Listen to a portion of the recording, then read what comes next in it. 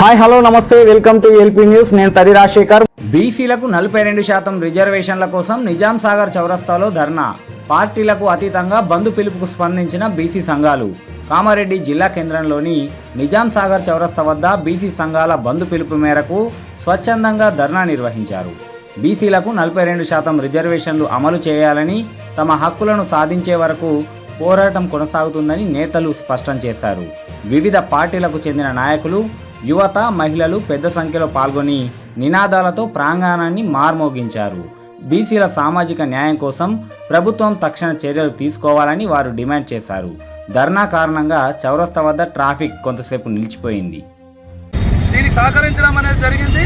ముఖ్యంగా మా విద్యా సంస్థలు కూడా రాష్ట్ర వ్యాప్తంగా బంద్ను పిలుపు ఇవ్వడం అనేది కూడా జరిగింది.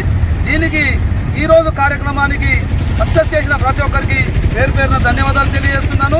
ముఖ్యంగా కేంద్ర రాష్ట్ర ప్రభుత్వానికి ఒకటే విన్నపం అనుకుందామా, డిమాండ్ అనుకుందామా, ఒకటే బీసీలు మాకెంతో మేమెంతో మాకెంతో అనే విధంగా 60% ఉన్న బీసీలకు 42% అడగడం అనేది సమంజసమే.